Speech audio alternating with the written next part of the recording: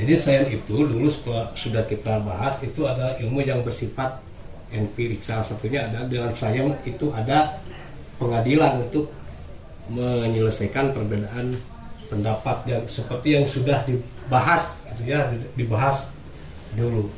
Nah sekarang sisi lain atau dimensi lain dari sifat sains sebagai ilmu yang empirik ini adalah yang kita sebut piramida sains. Jadi setelah tadi ada unsur tak terdefinisi, ada unsur terdefinisi, ada aksioma, maka langkah selanjutnya adalah teorema dan pembuktian. Nah, semua teori sains itu pertama-tama diletakkan di level paling bawah dari yang namanya piramida sains ini. Nah, untuk apa? Tadi itu untuk proses verifikasi dan pengujian. Jadi ini pasti bakal banyak, ada 1, 2, ada sekian puluh teori sains. Nah, setiap teori sains ini kemudian dia akan diuji. Nah, hasilnya 2, yaitu teori yang tidak lolos uji, dia akan dieliminasi atau didegradasi. Nah, teori yang lolos itu akan masuk ke level 2 gitu. Yang tidak lolos itu kan misalkan ada 1, 2, 3, 4, 5 gitu. Maka ini yang lolos, ada proses. Nah, satu itu. Yang kedua yang jauh lebih penting adalah bagaimana menemukan prinsip yang mengeneralisasi atau mensintesa teori-teori yang banyak ini. Prinsip baru yang merangkum, yang mensintesa atau mengeneralisasi teori-teori yang ada ini. Jadi contohnya dulu di dalam fisika itu dulu kita punya 3 teori misalkan ya. 1 listrik, yang kedua magnet, yang ketiga cahaya. Nah, Maxwell kemudian menemukan satu prinsip yang lebih umum yang menjelaskan bahwa ternyata ketiga teori itu hanya penampakan yang berbeda saja dari satu prinsip yang lebih tinggi. Jadi ini segitiga lagi, tapi ini bukan segitiga. Bukan segitiga yang itu. Jadi Maxwell itu seperti begini gitu. Jadi ini teori tentang listrik. Ini teori tentang magnet, ini teori tentang cahaya. Nah, Maxwell itu menemukan satu prinsip umum yang dia namakan atau kita kenal sekarang itu sebagai elektrodinamika, yang melihat bahwa ternyata listrik itu lahir dari prinsip yang umum ini. Begitu juga magnet, begitu juga cahaya. Nah, jadi teori Maxwell itu teori elektrodinamika Maxwell itu mengeneralisir, mensintesakan teori-teori yang ada di level paling bawah ini, melahirkan teori baru. Satu itu. Nah, setiap kali ada generalisasi, maka bukan hanya mensintesakan teori yang sudah ada saja, tetapi generalisasi itu selalu melahirkan cakrawala baru yang lebih luas. Jadi hari ini kita tahu bahwa cahaya itu hanya satu jendela sempit saja dari rentang yang maha luas yang disebut gelombang elektrodinamik, yang tidak semuanya bisa dilihat oleh mata manusia. Yang bisa dilihat oleh mata manusia itu hanya celah sempit saja gitu. Nah, itu ketahuan itu setelah Maxwell menemukan satu prinsip yang lebih umum yang menyatukan antara teori kelistrikan, teori kemagnetan, dan cahaya. Dia membuka cakrawala yang jauh lebih luas, bahwa cahaya nampak itu yang selama ini dikenal oleh manusia itu hanya celah sempit saja dari rentang maha luas yang disebut gelombang elektromagnetik, yang tidak semuanya bisa dilihat oleh mata manusia. Nah, proses ini tidak berhenti sampai di sini. Jadi dia akan terus tadi generalisasi dan apa verifikasi teori ini itu jurus yang sampai hari ini kita hanya tinggal memiliki dua saja, yaitu general relativity dan quantum mechanics. Nah, ini pun tidak berhenti di sini. Jadi manusia itu menginginkan bahwa suatu hari nanti itu hanya ada satu saja teori yang menjelaskan semua aspek tentang alam semesta. Nah, dengan kata lain, maka agenda atau apa segitiga sains ini disebut juga agenda sains. Jadi sains itu punya agenda. Nah, itu kata kuncinya. Sains ini punya agenda dan tahu proses bagaimana menjalani agenda itu. Jadi piramida sains inilah yang disebut dengan agenda sains yang menentukan target dan tujuan dari ilmu sains itu untuk apa. Nah, seperti ini mekanismenya. Jadi seleksi dan generalisasi, generalisasi. Makanya ini disebut general theory of relativity. Nah, inilah kunci kesuksesan sains yang kedua. Kenapa sains itu begitu sukses melahirkan menafsirkan alam semesta itu? Dia karena punya dua kunci kesuksesan. Yang pertama, karena pengetahuan saya itu disusun secara terstruktur dan sistematis. Yang kedua, karena saya memiliki agenda. Memiliki apa ya? Ya, agenda yang jelas gitu ya, agenda yang jelas. Nah, pengetahuan luar biasa ini sebetulnya berlaku untuk semua hal, baik mungkin individu, keluarga, perusahaan, negara, dan umat. Itu sebetulnya hanya butuh dua saja untuk mencapai kesuksesan itu, yaitu pengetahuan yang terstruktur dan sistematis dan agenda. Nah, apa kaitannya dengan Al-Quran dan Islam? Ya, kembali kepada tadi. Jadi kalau kita ingin menafsirkan Al-Quran itu secara saintifik, maka kita harus pertama menyusun pengetahuan itu secara terstruktur dan sistematis. Yang kedua, memiliki agenda yang merumuskan tujuan dan target. Nah, sebetulnya Mas, kalau saya lihat sebetulnya kalau dibandingkan dengan menafsirkan alam semesta, ini jauh lebih rumit, jauh lebih ekstrim gitu. Ekstrimnya luar biasa.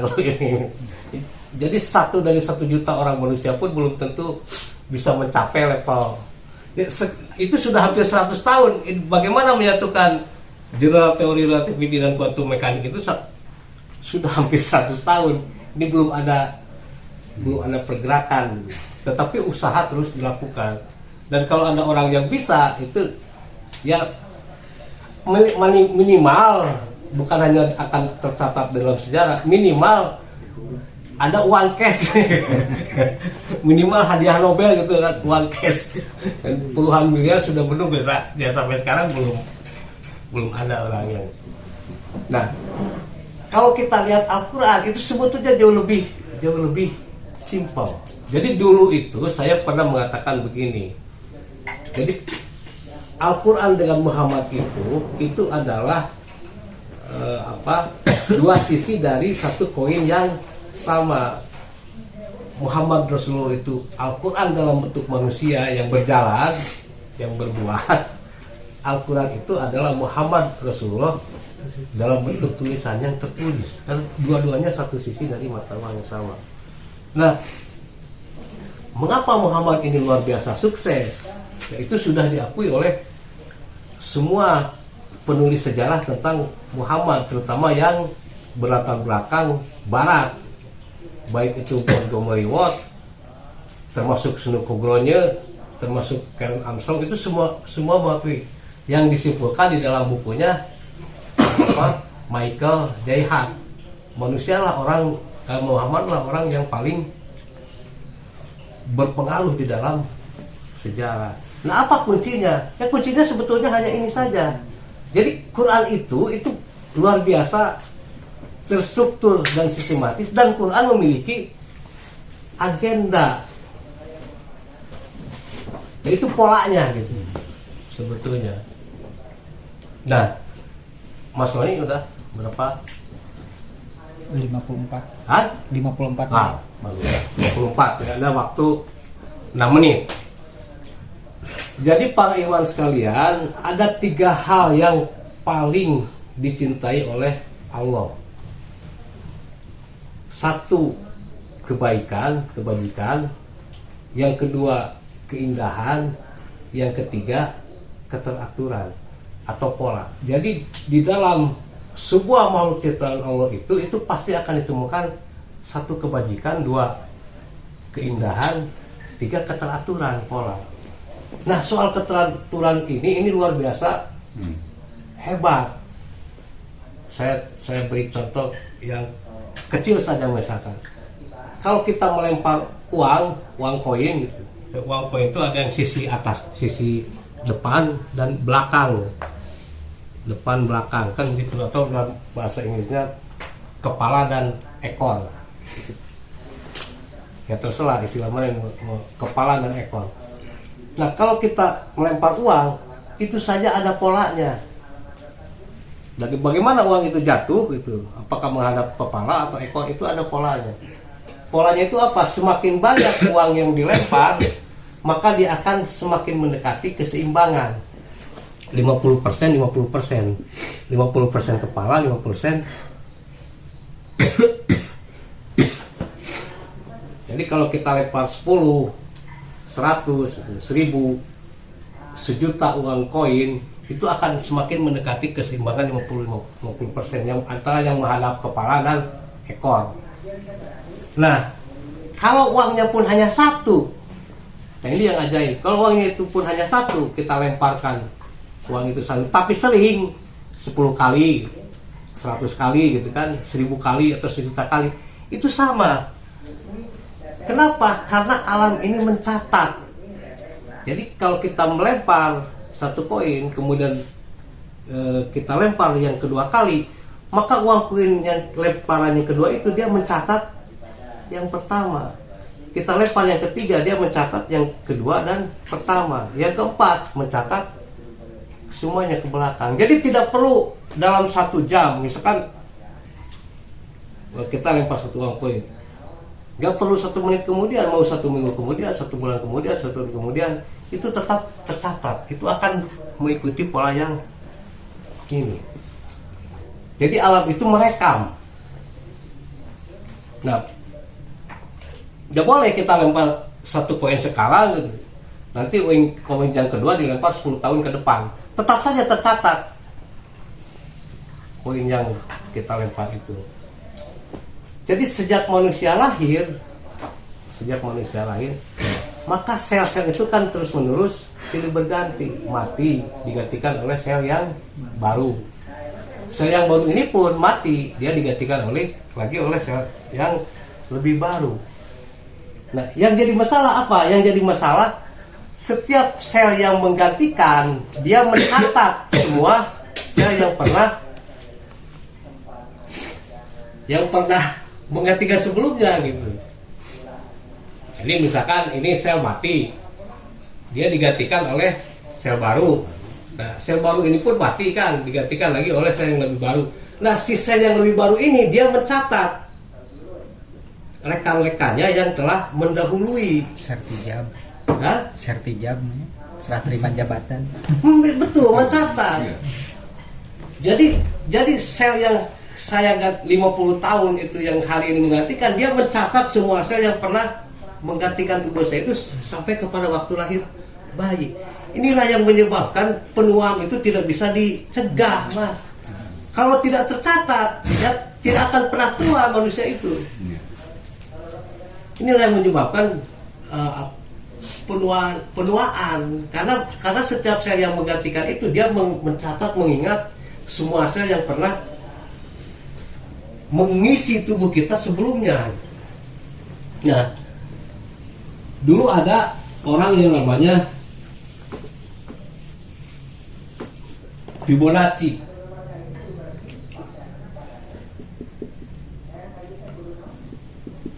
Jadi Fibonacci ini orang Eropa pertama yang belajar matematika di dunia Islam. Bukan menurut saya, menurut National Geographic.